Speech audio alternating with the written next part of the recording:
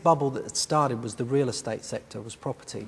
And that's, you know, was where a lot of people had gone into. But also I started looking at what next, because there's always a next. Normally, you know, you've got to have a next. And I'd read books like Market Wizards and things, and most of those were based from the 80s, where they'd been trading commodities. Now at this time, 2001, 2002, there was hardly anybody talking about commodities apart from a bit of gold. And I'd read about Jim Rogers, and he was going bullish on commodities. And then I started to look at commodity charts and trends, and it was doing exactly the same thing that I was used to in the stock market. I was thinking, hold on, there's something going on here. So that's how I got into commodities. That was myself and Jim Rogers sitting there in 2003, and nobody, you know, the disbelief, you remember the pyramid? And at that time, everybody wanted to talk about stocks, and I was saying, no, no, no, this is the new market. And it was interesting.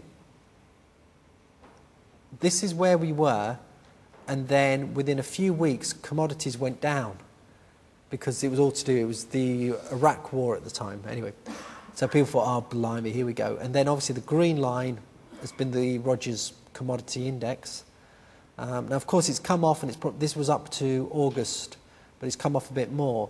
But commodities have done extremely well. They've done far better than the stock market, far better than bonds. But I don't want to just say we're just buyers of commodities. I don't just want to say, oh, that's it. We're not. I'm happy to trade both sides of the commodity market. The trend is still up in commodities. Okay?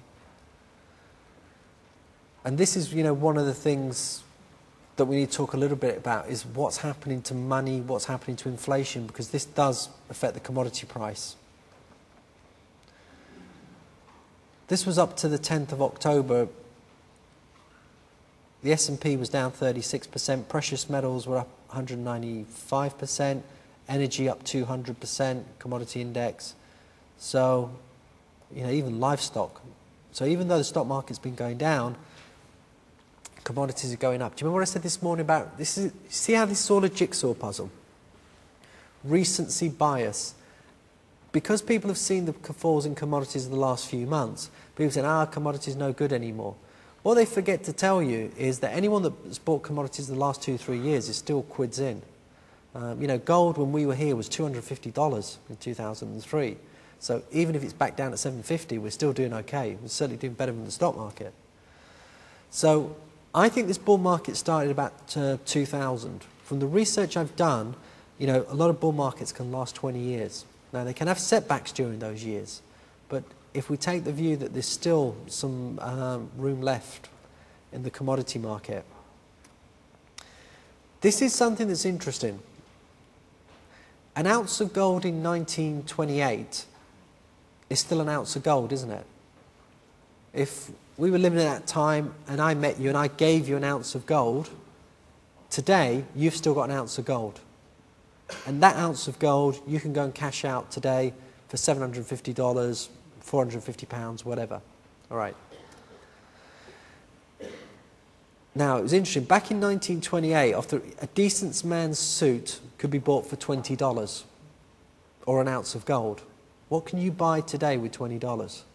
You ain't going to get a great suit, are you? Apart from maybe Tesco's or Walmart. But if you had an ounce of gold today for $750, you'd still get a fairly decent suit. Do you understand? When people say about why you're bullish on gold, why, you know, because it stores wealth. What about in 50 years' time? You know, what are you going to get for $20? A few buttons. This is the meltdown of the dollar. And some of you are going to say, the dollar's gone up recently. Oh, yeah, but look how far it's fallen.